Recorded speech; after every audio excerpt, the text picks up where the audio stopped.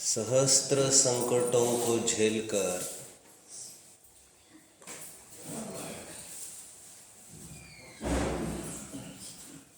तिल तिल तरस करके सब प्रकार के त्याग तपश्चरण करके जिसने जीवन में अमाप धन कमाया हो, धन कमाने का और दूसरा कोई चारा भी नहीं है। अमाप धन कमाने में क्लेश तो होगा ही।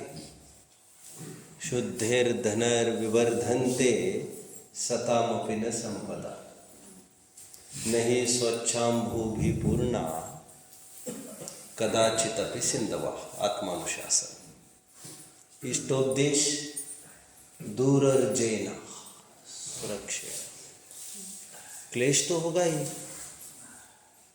देश क्या विदेश क्या, न्याय क्या अन्याय क्या, नीति क्या अनीति क्या, भाई क्या शत्रु क्या। ठीक है। सहस्त्र संकटों को झेलकर जिसने अमाप संपत्ति इकट्ठा की, जैसे ही दिन ढलने को होता है, रात अपना मुंह निकालने को उद्यत हो जाती है, त्यों ही इस धनवान की आस्था श्रद्धा अस्ताचल की ओर दौड़ने लगती है, घबराने लगता है। बनारसी दास जी की भाषा में रोष करे निर्धन विलोकी धनवंत को, अथवा रैन के जगया को विलोकी चोर रोष करे। समयसार नाटक की दो पंक्तियां कही। चिंता का और दूसरा कोई कारण नहीं है। जैसे जैसे रात पास आने लगती है, धनाढ्य जीव भयभीत होने लगता है। इसी चिंता में मग्न होता है, तिल तिल तरस करके उपार्जित की हुई संपत्ति कोई ऐसे ही थोड़ी उड़ा ले जा सकता है। अब उसकी मैं रक्षा कैसे करूं? ढई सी सराय काय पंथी जीव बस्यो आय, रत्नत्रय जाके निधि जाको मोक्ष जाको घर है। मिथ्या निशिकारी भारी मोह अंधकार भारी, कामादिक तस्कर समोहन को घर है। सोवे जो अचेत सोवे खोवे निज संपदा को, ताहा गुरु पहारु पुकारे दया करे। गाफिल न हो जे भ्रात ऐसे ही अंधेरी रात, जागरे बटो ही यहाँ चोर न को डर है।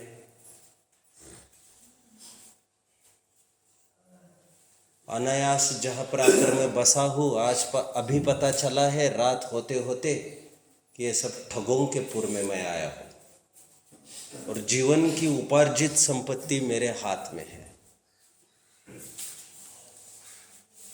सोवे जो अचेत सोई खोवे निज संपदा को, ताहा गुरु पहारु पुकारे दया करे।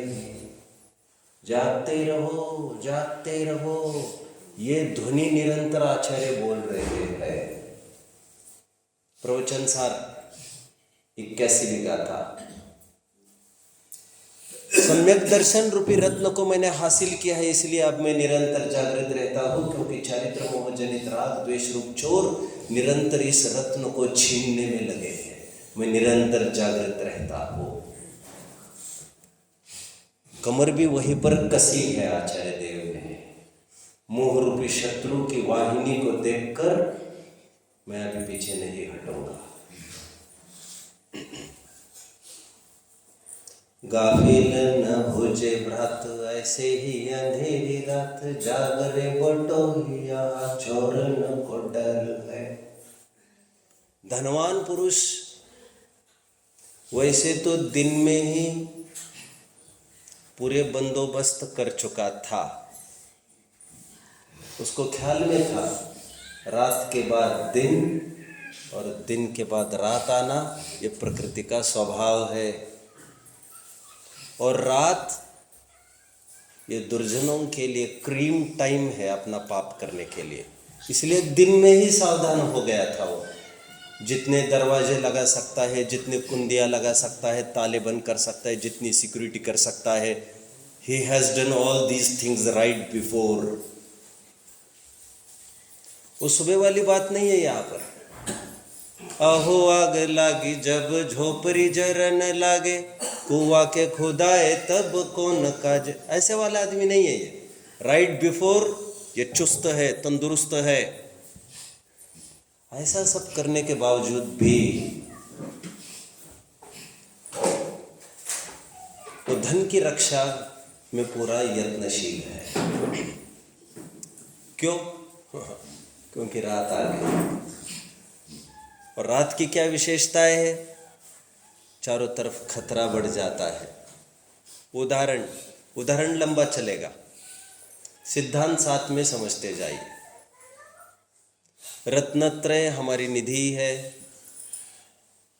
ये हमारा लोकोत्तर चैतन्य धन है। दुर्लभता से अर्जित की हुई ये चैतन्य निधि बड़ी दुर्लभता से प्राप्त ये मानव पर्याय, सुकुल, सुनिवो जिनवानी, विवक्षाए, मोक्ष मार्ग प्रकाशक जैसा शिरमौर ग्रंथ का मिलना, ये सब प्रसंग तो बड़े पुण्य की ही बदौलत प्राप्त होते हैं। मैं तो कहता हूँ कि अनंत भवों में अनंत बार किए हुए अनंत अनंत पुण्य एक साथ इकट्ठा होकर उदय में आए तो उसके फल में जो मिल सकता है वो आज हमारे पास है। सब कुछ तो है आज हमारे पास। संवर अधिकार में भी समापन में जयसेन स्वामी ये कहते हैं, कोई ये कह रहा था हम कैसे काल में जन्मे हैं, ऐसा घटिया काल, घटिया संगनन, ना तीर्थंकर है, ना श्रुत केवली है, ना गणधर है। आचार्य देव भगवान ये कहते हैं तो क्या चाहता है? समोशरण होता तो कोई बात होती, समोशरण में क्या होता है? वहां पर भी भगवान उपदेश ही तो देते हैं। हाथ पर रखे आंवले की भांति कोई आत्मा को नहीं दिखाते, वहां पर भी देखना तो तुम्हें ही पड़ता है अपनी आंखों से, जिस भांति प्रज्ञा छेनी से देखना तो तुम्हें ही पड़ता है। यहाँ पर भी तुम्हें कहा ही तो जा रहा है, देखना तो तुम्हें ही है। यहाँ और वहां में क्या फर्क है? क्यों रोता है, क्यों खेद करता है? गाथा बोल रही है। ठीक है, जैसे ये उदाहरण था धन का, वैसे चैतन्य निधि स्वयं में एक धन है। तभी तो कोई आदमी मर जाता है तो कहते हैं उसका, बोलो, निधन हुआ। निधन मतलब निकल गया है धन। धन मतलब चैतन्य धन। चैतन्य धन के पीछे इनको धन ये संज्ञा मिली है। इन टुकड़ों को, इन कागजों के टुकड़ों को धन संज्ञा इस धन के पीछे मिली है। मुर्दा क्या आख सकता है इनकी कीमत? जैसे कहते हैं ना, अन्न को प्राण, वो 10 प्राण को देखकर कहा गया है। चैतन्य ये मूल हमारा धन है। और बहुत अच्छी भाषा में रत्नत्रय जो हमने अर्जित किया है वो धन है। कुंद आचार्य देव की भाषा में सम्यक्त्व के बिना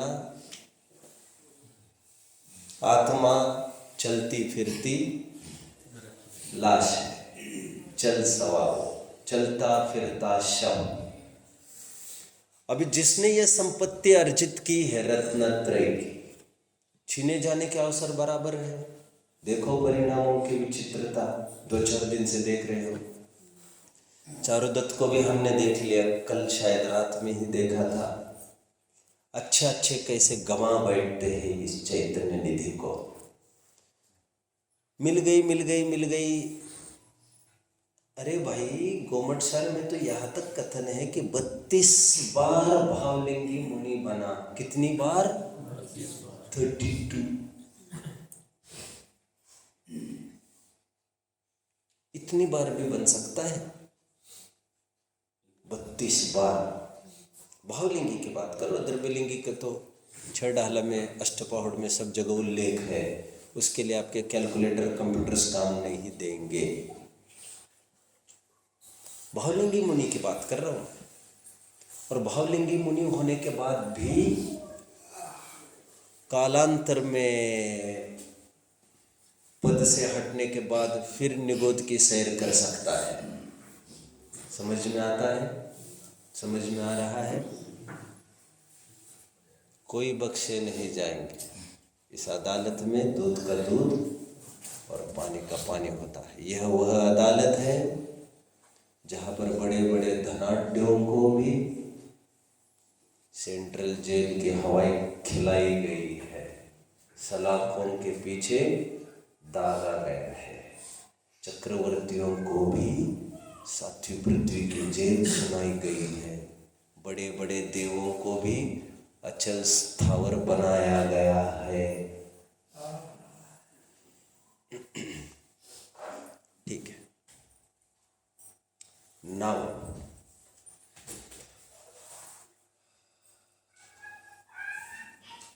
संलेखना भी एक ऐसी घड़ी है। वैसे रत्नत्रय को प्रतिपल संभालना ही पड़ता है, धन को तो प्रतिपल संभालना पड़ता है। जो लूटने ही बैठा है उसको लूटने वाले तो जगह जगह पर है। क्यों? तुम्हारी जेब ही नहीं संभालोगे तो हर जगह आगे पीछे सब खड़े ही है तुम्हें लूटने के लिए। लेकिन रात का समय विशिष्ट समय है, इसलिए विशेष सावधान हो जाता है धनवान। मरण का समय ऐसा ही विशिष्ट समय है। सुनते हैं, आयुर्वेद ये कहता है, मैंने एक बार पढ़ा है, मरते समय हजारों पहाड़ी बिच्छू डंक मारे ऐसी वेदना होती है। ऐसा मैंने तो पढ़ा है। मरण कहते ही उसे है एक साथ 1000 शत्रु जो ताक में बैठे थे अभी तक, वो एक साथ दे स्टार्ट लीपिंग। अवसर देखकर सब कुछ सभी जन हावी होते हैं। हमारे शरीर, हमारे अड़ोस पड़ोस वाले, हमारे परिवारजन वाले और सभी सभी सभी। इसलिए मरण के समय में विशेष सावधानी। जो और रात टल गई तो धनवान निश्चिंत खर्राटे लेके सोता है। उसी प्रकार भव से भवांतर का पैच, ये इंपॉर्टेंट पैच, वो पैच लांगने के बाद दूसरे भव में फिर कोई चिंता नहीं आती। सागर तक भी चिंता तो वैसे तो हर समय है, लेकिन मरण के समय में विशेष सावधानी। इसलिए संलेखना यह प्रकरण अपने आप में काफी महत्वपूर्ण हो जाता है। मूलाचार का एक बहुत सुंदर प्रसंग मैं आपके साथ शेयर करता हूं। वैसे एक सुंदर गाथा है आचार्य देव की। धीरेण विमरिदवम् निधीरेण वि अवसमरिदवम्। मैं कुछ याद नहीं किया हूं, मैं तो सोच सोच कर बोलता हूं आपको विषय वस्तु, इसलिए भी मुझे टाइम लगता है। धीरेण विमरिदवम् निधीरेण वि अवसमरिदवम्। मरेगा तो मरेगा तो मरेगा तो कौन सी मौत मरना है ये तुम्हें तय करना है। इतनी आज़ादी तुमको है, ये कोई साधारण आज़ादी नहीं है। आज़ादी ये नहीं है अभी तुम्हें मरना है कि नहीं मरना है।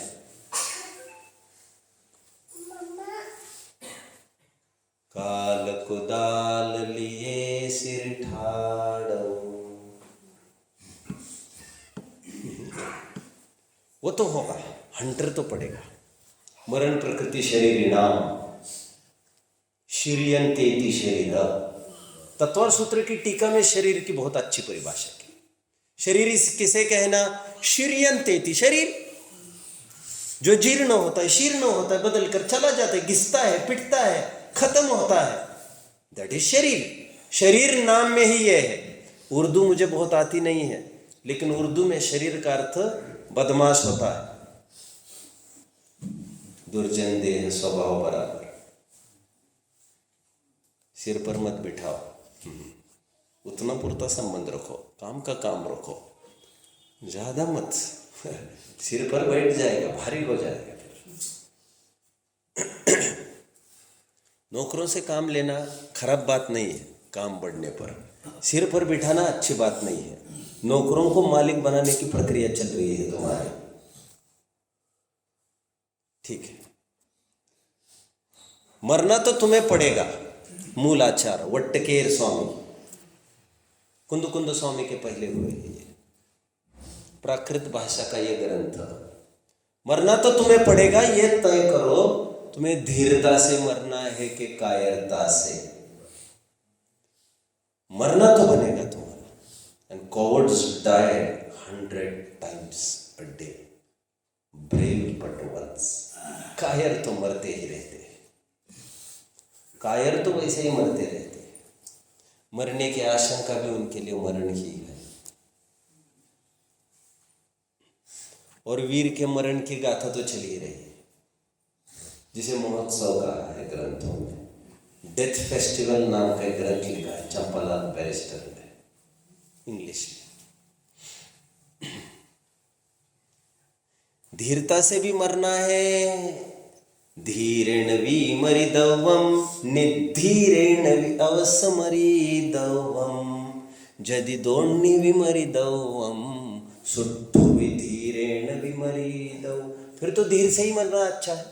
यदि कायरता से मरना बचता तब तो फिर कायर न करना भी जायज होता, लेकिन ऐसा होता नहीं है, बल्कि कायर ज्यादा बुरी मौत मरता है। ठीक है, कबूतर आंखें बंद करने से बिल्ली कहीं भाग नहीं जाती। तुम्हारे पंख है, तुम्हें रोका किसी ने भी नहीं। पंख फैलाओ, उड़ जाओ। बिल्ली का खौफ कभी तो कबूतर ही इतना पाले, पंखों की महिमा भूलकर जो बिल्ली के पास नहीं था वो तुम्हारे पास है। और उसको यहाँ आने में जितनी देर लगेगी उतनी देर में तुम ऐसी जगह पहुंच जाओगे कि बिल्ली के देख भी नहीं पाएगी तुम्हें। क्या करे, क्या करे? जो मरने के लिए बैठा है, फिर वही बात है, उसको मारने के लिए हर कोई तैयार है। कबूतर आंखें बंद करता है, सब जानते हैं, जब बिल्ली आती है तब। मैं तो एक दिन देखा कमरे के बाहर आकर सुबह सुबह, इतना घायल सब खून में, ये क्या? फिर कबूतर के थोड़े पंख देखे यहाँ वहाँ, बाकी नामो निशान नहीं था कबूतर का। एक अज्ञानी प्राणी फिर मारा गया। और कबूतर बिल्ली को देखकर बस आंखें ही बंद करता है, उससे उसकी मौत टलती नहीं है। अज्ञान एक बड़ा पाप है। आंखें मूंद लेने से मौत टलती नहीं, प्रतिकूलताएं टलती नहीं। बेहोशी की दवाइयाँ लेने से, फिल्मों में समय व्यतीत करने से, दोस्त मंडलियों के साथ चर्चा व्यतीत करने से, अखबारों में से टाइम पास करने से वो बात खत्म नहीं होती। दबाने की असफल चेष्टा है, समय पाकर उभरेगी। फिर तब हाथ में अखबार भी नहीं होगा और सामने दोस्त मंडली भी नहीं। फिर क्या करोगे? मूलाचार का एक बहुत अच्छा उदाहरण है जो संलेखना के प्रसंग में हर एक को ख्याल में आना ही चाहिए। रत्न से भरी जहाज, बढ़िया उदाहरण है। रत्न से भरी जहाज लबालब। मैं उसकी बात नहीं कर रहा हूं जो 17 जहाजें भर के रॉबर्ट क्लाइव भारत से बाहर चला गया। ये रत्न की जहाज समुद्र में यहां से निकली, यहां से निकलकर उस पार लगना लगभग असंभव सी बात है। कितना टाइम लगेगा? 2 महीने लग सकते हैं। लग सकते हैं? लगते हैं ना? लगते हैं। बीच में तूफान भी है। टाइटैनिक जैसी जहाज जो वैज्ञानिकों ने यह सोचकर बनाई थी कि ये अजेय जहाज होगी, ये कभी नहीं टूटेगी। टॉयटा पहला शो फ्लॉप। नौका भी डूब गई टूट फूट कर, और सब यात्री भी जो इस उमंग से बैठे होंगे चलो एक बार लो आजमा लो। रत्न से भरी जहाज इस तरफ से निकली, तूफान है, हवाओं के बड़े बड़े झोंके हैं, पानी बरसता है और नौका हिलोरे भी खा सकती है। और समुद्री डाकू भी हुआ करते हैं, पायरेट्स, जानते हैं आप लोग? अब बहुत नहीं भी जानते होंगे तो जितना मैं कह रहा हूं उस पर भरोसा करते चलिए। समुद्री डाकू भी हुआ करते हैं। चारों तरफ घिर चुकी है जहाज, ये पता चलता है मिनटों में। तैनात बंद रहते हैं हथियार से, सब जहाज लूट लेते, खत्म। कहते एक जहाज 2 महीने में वहां पर पार लगनी है कोई साधारण बात नहीं थी। बट फॉर्चुनेटली, बड़े भाग्य से ऐसा हुआ। रत्न से भरी जहाज ओर से निकली छोर तक आ रही है। कहते इस जहाज का वहां से निकलकर यहां तक आना अविश्वसनीय है। परंतु ये क्या हो रहा है? इतना सफर तो लांग लिया, 60 दिन का। 2 दिन बचे थे और किनार पर आकर नौका पलट गई। तो हमारे लिए तो 60 दिन तो वैसे ही बेकार हो गए। क्यों? यहां गई कि यहां गई, किनारे तक तो आई नहीं। ठीक है ना? मेरी जहाज वहां डूबी जहां पानी कम था। मुझे तो अपनों ने लूटा, गैरों ने कहा दम था। मेरी जहाज वहां डूबी जहां पर पानी कम था, लेकिन उसकी डूब तो गई। आचार्य ये उदाहरण दे रहे वहां पर। वे कह रहे इतना फासला तय करके, यदि किनार मतलब किनार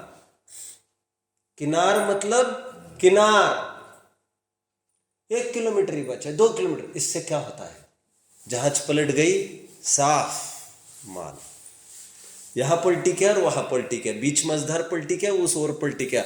हमारे लिए तो माल तो यहां तक तो नहीं आ पाया। खेद उस आदमी का लग रहा है जिसने इतनी मेहनत से यहां तक आए, यहां आंख लग गई बोल रहा है, और जहाज पलट गई बोल रहा है। प्रकरण संलेखना का चल रहा है, संलेखना का। जीवन भर रत्नत्रय का बराबर पालन करता रहा, लेकिन उस महत्वपूर्ण पॉइंट पर क्रैश, पलट गया, सत्यानाश। अगले भाव में तो नहीं ले जा पाया। तो हमारे लिए तो जीवन भर पाला हुआ रत्नत्रय तो बेकार हो गए, कहते हमारे लिए तो समान हो गया सब। पाकिस्तान से आतंकियों को भारत में आने की कल्पना वैसे बहुत अच्छी नहीं है, लेकिन कल्पना करने में कोई तकलीफ नहीं है। पाकिस्तान से भारत, अरे समस्या इतनी बड़ी नहीं है। ये समस्या केवल और केवल बोले Arabian sea, the gateway of India, that is the problem. Check post वहीं पर है, that is the only port. Problem और कुछ नहीं है, ना पूरे पाकिस्तान भर की प्रॉब्लम है, ना पूरे भारत भर की प्रॉब्लम है। प्रॉब्लम केवल उस नाके पर है। वहां से निकले तो निकल गए, हम आ गए भारत में, फिर तो ताज क्या और ओबेरॉय क्या, सब हमारे बाप का है। आप समझ रहे हैं? प्रॉब्लम उतनी ही है, जंक्शन पॉइंट। रत्नत्रय को अगली पर्याय में ले जाने के लिए जंक्शन पॉइंट पर खड़ा है कोई, उतनी ही प्रॉब्लम है। चेक पोस्ट है यहाँ पर काफी जन तैनात है, इनके बीच में से लेके जाना है। अभी समुद्र में से 60 दिन लेके आए तो उसमें तो 100 के भी आए तो तेरा कुछ नहीं बिगड़ा, लेकिन यहां पर ऐसा नहीं होगा।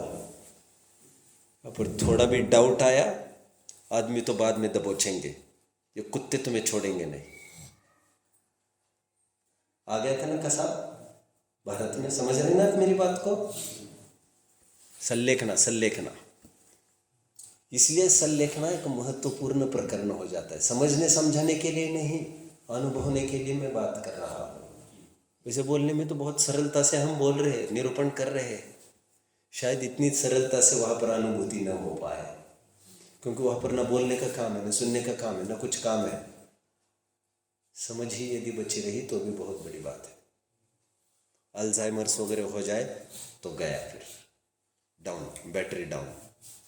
क्योंकि कुछ लोग समझ ही खत्म कर देते इस उम्र तक। आप समझ रहे हैं मेरी बात को?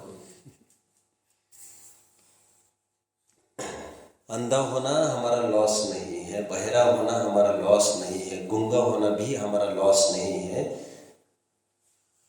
लेकिन हमारी समझ ही नष्ट होना ये तो लॉस ही है। और बहुत जन ऐसी हालत में चले जाते हैं, मरने का ऐसी दशा है। अल्जाइमर्स नाम का रोग सुना है? नहीं, एक ऐसा रोग है, लगभग अभी ये चालू हो गया है, जिसमें एक पर्टिकुलर काल के बाद विस्मृत होने लगता है सब कुछ। बीवी बच्चे भूल जाता है, ये तो अच्छी बात थी, लेकिन सब कुछ भूल जाता है, सब कुछ। ऐसे मैंने लोग भी देखे हैं अपने आंखों से, जिन्होंने जीवन में पूरी प्रतिमाओं को पाला, पलवाया, लेकिन मरण के समय में उनको आत्मा की चर्चा भी बर्दाश्त नहीं। उस पीरियड के लिए अभी से मेहनत जारी रख रहे हैं हम। कल काफ़ी चर्चा चल चुकी समाधि भावना पर। वैसे 12 भावना हम समझते, सल्लेखना की भावना की चर्चा काफ़ी चल चुकी। वहाँ पर आकर पहुँच जाओ हमारे उदाहरण पर। गाफिल न हो जे भ्रात, ऐसे ही अंधेरी रात, जागरे बटोहिया छोरन को डर है।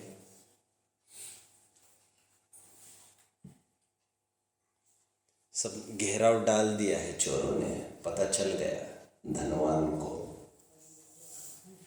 देखिए तो मजा अभी। धनवान वो ही नहीं है जो धन कमाने की कला जानता है। धनवान वो है जो धन की रक्षा की कला पहले सीख लेता है, अच्छी तिजोरी पहले ही परचेस कर लेता है, फिर पैसा कमाना चालू करता है। अकल तो वही है, तो रखेंगे का? घेर लिया चोरों ने। बुढ़ापा, बीमारियां, प्रतिकूलताओं ने घेर लिया। सिद्धांत में आप समझते जाइए ये सब बातें। कौरवों ने बड़ी कुटिलता से लाख का घर बनाया था, और पांडवों ने बड़ी चतुराई से उसी लाख के घर में एक सुरंग भी बनाया था। ये लाख कभी राख होगी, ऐसा उनको पहले ही पता था। कौरव ये ऊटपटांग हरकतें करते रहते हैं, कौरव अपना और पांडव भी अपना काम करते रहते हैं। अज्ञान प्रमाद राग द्वेष रूपी चोर ऐसे लुभावने राजमहल खड़े करते रहते हैं जिसमें आपकी संपत्ति लूटी जाए। लेकिन विवेकी क्षपक, क्षपक मतलब समाधिस्थ जीव सावधान रहकर पहले ही अपना सुरंग अंदर बना लेते हैं, हाय हाय नहीं करते। लगा दो आग, बाहर नहीं निकल रहा है, ये संपत्ति लूटनी है, लगा दो आग। वे ये समझते ये सरेंडर कर देगा। सभी कोई कच्चे खिलाड़ी नहीं हुआ करते। माना इस खेल में बहुत अच्छे अच्छे खिलाड़ी भी कच्चे साबित हुए हैं, लेकिन सभी खिलाड़ी कच्चे नहीं हुआ करते। इसलिए भगवती आराधना ग्रंथ में यह कहा है कि संलेखना करने वाला जीव 7-8 बहुत कितने 7-8 भाव में मुक्त हो जाता है, ज़्यादा नहीं। भावना प्रधान कथन है, मैं ज़्यादा भी उसमें तुल नहीं दे रहा हूँ, मैं तो इतना ही कह रहा हूँ कौन से ग्रंथ में क्या लिखा है। रत्नत्रय का धारण करने वाले को, सम्यक्तों को धारण करने वाले के लिए कितने भाव लगेंगे अभी ये नियत नहीं किया है किसी ने। अनंत भाव भी लग सकते हैं। क्या करेगा? तो ऐसी उटपटांग हरकतें करेगा तो संपत्ति छीन ली जाएगी फिर से तुम्हारे पास। ये तो नींव डाली थी, नींव डालने के बाद कुछ काम करना होता है ऊपर, नहीं तो फिर धराशायी हो जाता है, फिर खड़ी करनी पड़ेगी दूसरी जगह, तुम्हें नींव सपाट हो जाएगी, ये भूमि सपाट। सम्यक तो होने के बाद भी कोई अवधि नहीं है नियत, कितने भाव के बाद जाएगा, अनंत भाव निपट सकते हो। बट जो रत्नत्रय इस भाव से उस भाव में ले जा पाएगा, संलेखना की बात चल रही है, उसके लिए नियत कर दिया 7-8 भाव से ज़्यादा नहीं।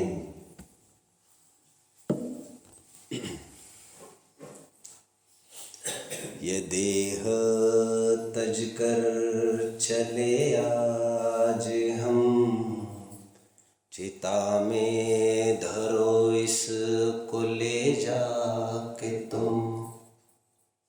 अंदर में बैठा है क्षपक, और जब उसको ख्याल में आता है ये सब संकटों से हम घिर गए और ये आग लगाने की सोच रहे हैं इस लाख के घर में, ये हमको बेवकूफ़ समझ रहे हैं। हमने जीवन भर कच्ची गोलियां नहीं खेली है, अभी वो प्रसंग आ गया है। अब वो स्वयं बनी हुई सुरंग में, सुरंग मतलब अपने शुद्धात्मा के निवास में विश्राम करता है। उस सुरंग में उतरकर, अरे तू क्या जलाएगा? बाहर से आग लगाने के पहले ही चोर ताज्जुब कर जाते हैं, ये चिंगारी अंदर से कहाँ से? अरे यार ये तो आग अंदर से ही लग रही है। रुको रुको, वेट वेट। ये देह तज कर चले आज हम, चिता में धरो इसको ले जाके तुम।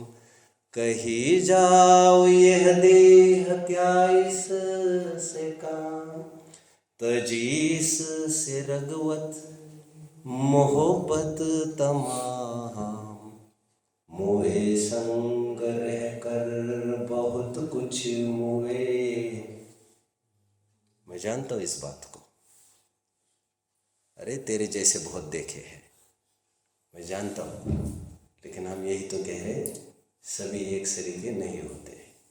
मुए संग रह कर बहुत कुछ मुए, मगर आज निर्गुण निरंजन भय। मिली आज संन्यास की यह घड़ी, मेरे हाथ आई ये अद्भुत जड़ी।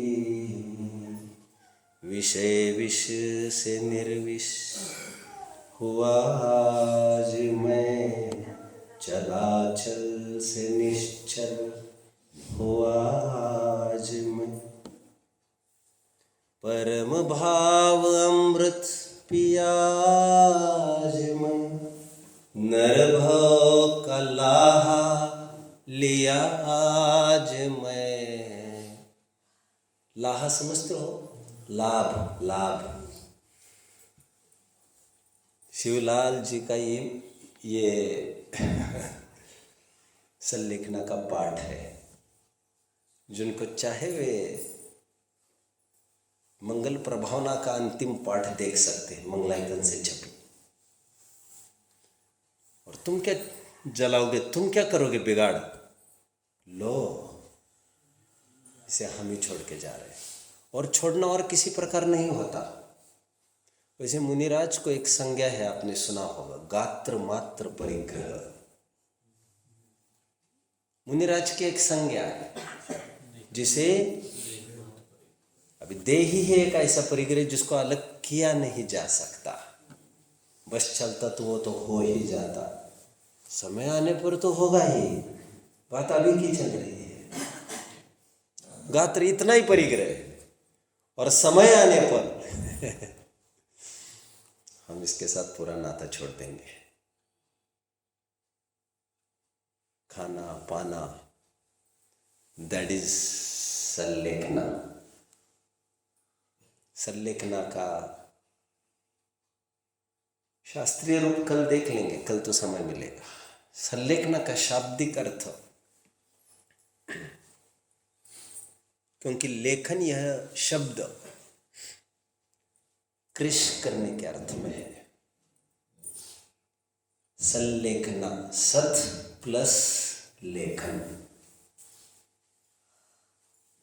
निश्चय अर्थ तो सत स्वरूपी भगवान आत्मा को देखते रहना। फिर बाहर क्या होता है हमें क्या पूछ रहे हो? क्या है वो श्लोक? कीदृशम, इष्टोपदेश। ये क्या है, ये कैसा है, देह के बारे में। चलो, काफी सारे हैं वो तो श्लोक। संलेखना का निश्चय परक अर्थ मैंने ये किया, सत्स्वरूपी भगवान आत्मा का निरंतर ध्यान करते रहना। बाहर की समस्याएं कहाँ है? एक, बाहर की समस्या तो तब भी नहीं थी, आज भी नहीं है, कल भी नहीं होगी। संबंध तुम्हारे मोह का है, ठीक उसी प्रकार जिस प्रकार एक रोगी लड़की से शादी करने के बाद उसकी सारी परेशानियां तुम्हारे गले में फ्री में आ जाती है। बराबर? एकत्व की बीमारियां हैं ये सब। एक तो हटाओ तो कोई समस्या ही नहीं है। और मानो तो जैसी भिन्न ये लड़की है, जैसी भिन्न ये टेबल कुर्सी है, जैसी भिन्न ये दीवार है, वैसा ही भिन्न ये शरीर है। वस्तु स्वरूप तो ऐसा ही है। हाँ, थोड़ा बहुत कुछ निमित्त नैमित्तिक संबंध जरूर था जो आज तक अदा कर लिया, और अपना अपना काम अदा करने के बाद निवृत्त होना हर क्षेत्र में सम्मानजनक बात होती है। और यदि निवृत्ति नहीं होती है, नहीं लेते हो तो आपको हटाया जाएगा किसी भी पद की। तो यही तो बात है। संलेखना का परमार्थ सत्य स्वरूप भगवान आत्मा को निरंतर लेखन। लेखन मतलब देखना, अनुभवना, श्रद्धान, ज्ञान, लीनता, ये लेखन के अर्थ में तीनों लगा लेना। नास्ति पर एक व्यवहार अर्थ करना हो तो भली भांति इस शरीर को कृष करना। अब कृष करना ये तो व्यवहार का कथन है, अब समझ रहे हैं ना? क्योंकि जितना उपयोग आत्मा की तरफ आएगा, शरीर की तरफ उतना दुर्लक्ष तो होगा ही। मुनिराज कभी हट्टे कट्टे देखने में नहीं आ सकते। मुनिराज कभी भी हट्टे कट्टे देखने में नहीं आ सकते। Never never never.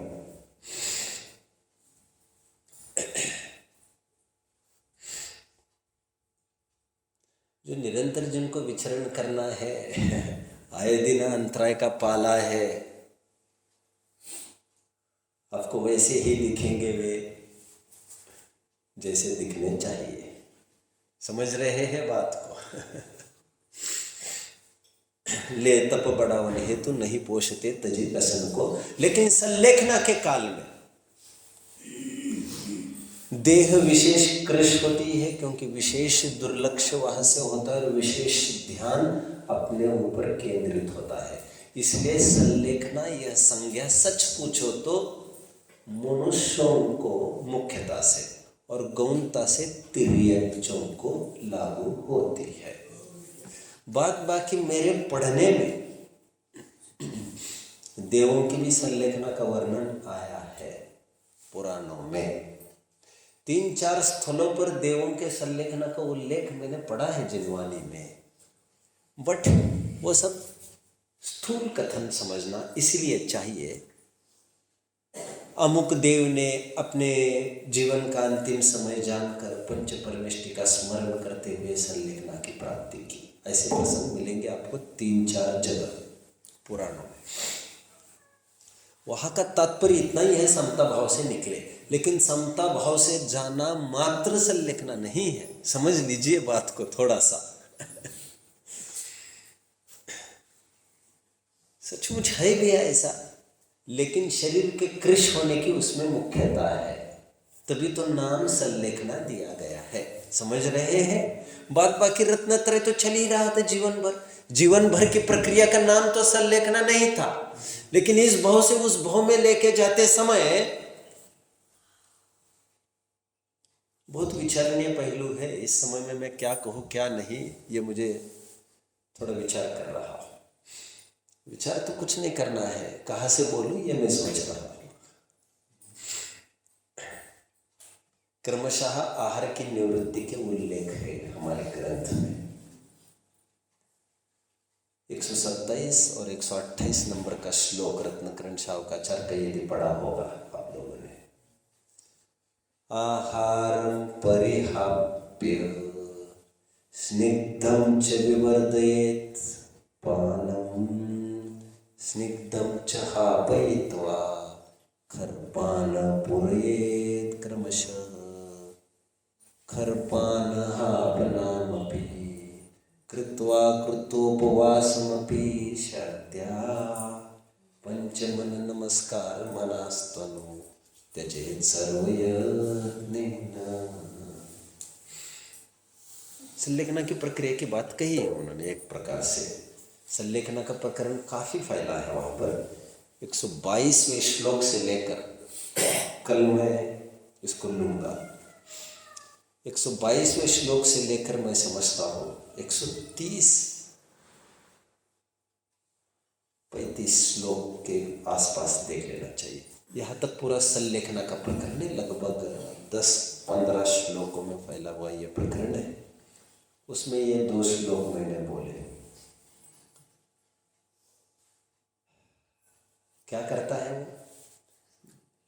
मरण को निकट जानकर, पहले और एक बात कहने का मन तो है, संलेखना 3 प्रकार की हुआ करती है, घबराने की जरूरत नहीं। उसके बिना ये बात कह नहीं सकूंगे इसलिए कह रहा हूं।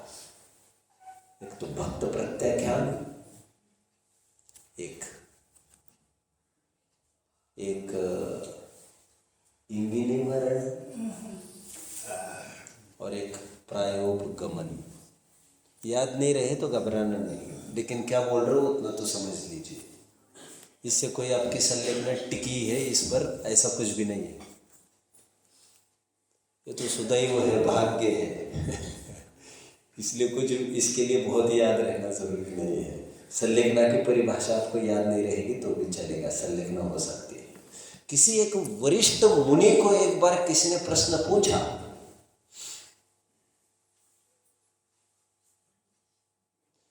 शील कितने प्रकार से पाला जाता है?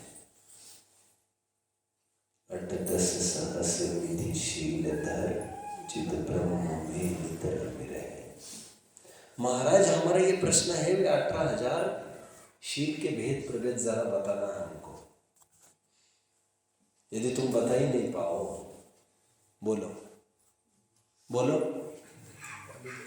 तो क्या, तो हमारी क्या कसौटी कर रहे हो क्या इससे तुम?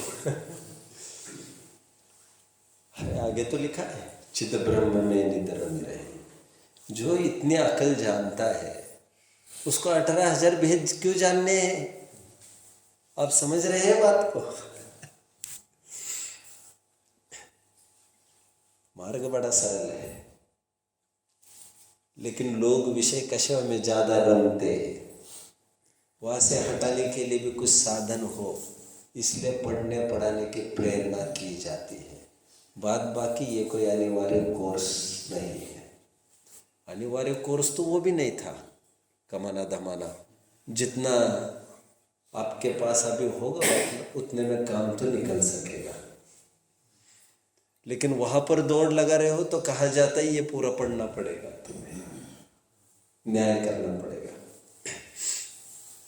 ठीक है, मैंने 3 प्रकार के समाधि मरण बताए, भक्त प्रत्याख्यान, इंगिनी मरण, प्रायोगिक गमन।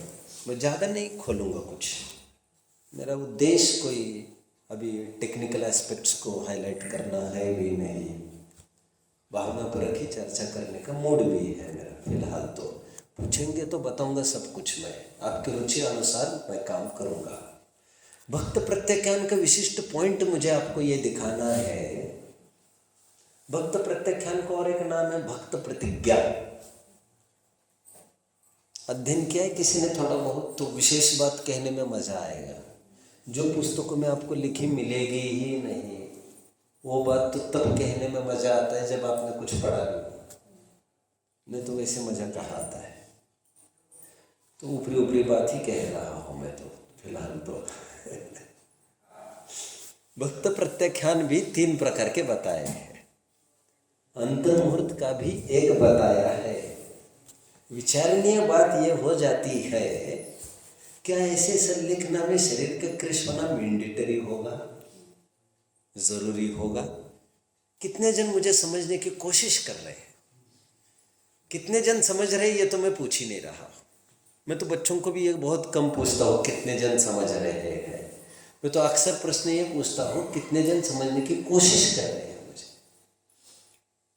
मैं तो ये कह रहा हूँ, अभी मैं थोड़ी देर पहले संलेखना में थोड़ा लड़खड़ाया आकर, मैं ये कह रहा था शरीर को कृश करना जरूरी है, ऐसा कहा मैंने, इसलिए मनुष्य और तिर्यंशों में ही यह संज्ञा लागू होगी, ऐसा कहा। और शरीर का कृश होना औदरिक शरीर का ही होता है, वैक्रिक शरीर का कृश होना तो वो उनकी आभा मंद होती है आदि आदि, ये तो ठीक है जो होता होगा, लेकिन वो तो एक प्रोसेस है, पुरुषार्थ को उसमें कोई काम नहीं है। लेकिन मैं ये कह रहा हूँ संलेखना में जो हमने शरीर को कृश करने की ओर ध्यान आकर्षित किया, क्योंकि विशेष सावधान जीव शरीर के प्रति दुर्लक्ष्य करेगा तो खान पान के प्रति तो दुर्लक्ष्य होगा ही होगा। और ये टाइम कोई खाने पीने का नहीं है, मेरी एग्जाम कल खड़ी है, मैं खाने पीने में अभी समय जाया नहीं कर सकता, ये मेरा करियर है, ये मेरा जीवन है, सब कुछ दाव पर लगा है मेरा। परीक्षा होने के बाद जो कहोगे वो हो जाएगा, ऐसा तो हो ही सकता है।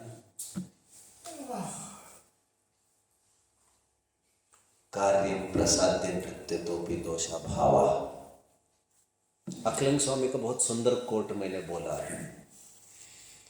अकलन स्वामी क्या कह रहे हैं मालूम? कुछ समझने की कोशिश कर रहे हैं, 2-4 मिनट में आपको रिलीज कर देंगे, फिर आप समाधि में जाकर सो जाना।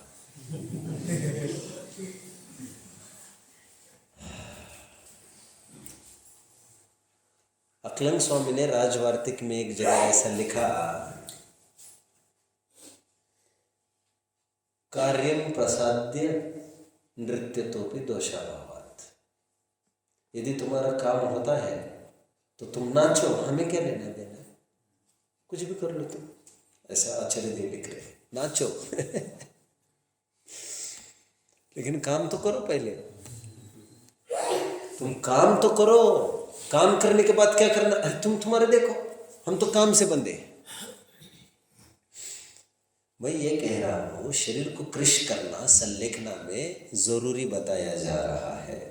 संलेखना का अर्थ ही वहां से हो रहा है, समाधि मरण का अर्थ संलेखना है, समाधि मात्र का नाम तो संलेखना है नहीं, क्योंकि समाधि तो रत्नत्रय को कहते हैं, वो जीवन भर चल सकती है।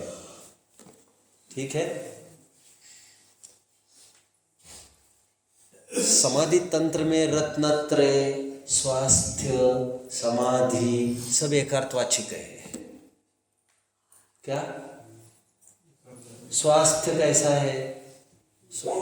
स्वस्थ मतलब स्व में स्थित रहना, मतलब रत्नत्रय। समाधि, स्वास्थ्य और क्या बोल रहा था? रत्नत्रय, इनको पर्यायवाची बोला गया है। लेकिन मुझे यह कहना है, एक भक्त प्रतिज्ञा नाम का एक संलेखना का भेद है, जिसमें अंतर्मुहूर्त से लेकर 12 साल की अवधि में वो त्याग चालू कर सकता है। अभी से त्याग चालू कर वो सोचता है ये देह कितनी टिकेगी, ज़्यादा तो नहीं टिकने वाली, 5-6 साल टिक सकती है। बस निर्यापक आचार्य योग्यता देखकर पंचम काल में कोई नैमित्तिक ज्ञानी नहीं है, इसलिए कोई निर्यापक आचार्य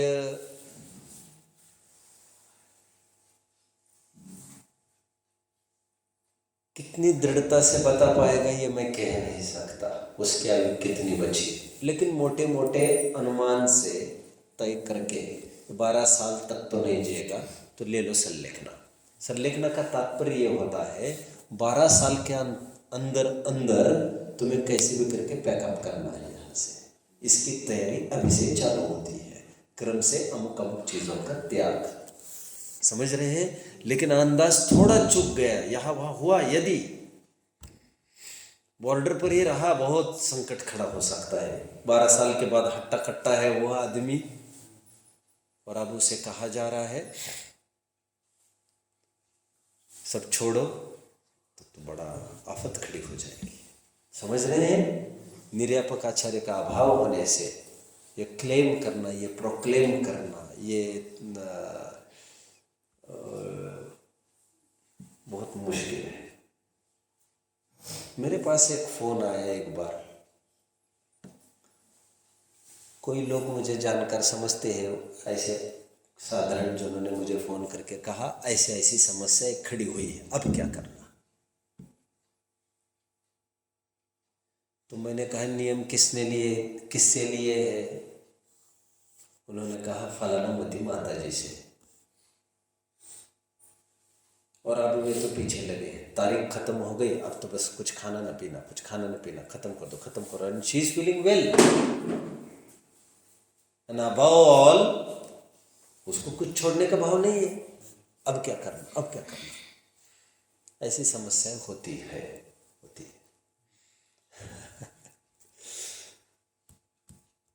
इसीलिए ये भी एक कड़ी कसौटी है। ठीक है, मुझे तो अभी इतना ही कहना है। यदि वो भक्त प्रतिज्ञा अंतर्मुहूर्त से लेकर 12 वर्ष तक का चल सकता है, ऐसे भेद आए उत्तम मध्यम जगन्य के रूप में, लेकिन वो अंतर्मुहूर्त का भी हो सकता है। अभी संलेखना लिया और अभी चला गया, ऐसे में शरीर कृषि करने का अवसर कितना आएगा, ये मेरा कहना है। आप समझ रहे हैं मेरी बात को? जबकि संलेखना की परिभाषा में हम शामिल कर रहे थे शरीर को कृषि करना, अब कैसे काम होगा? क्योंकि कल मैं विशेष स्वरूप खोलने वाला हूँ संलेखना का।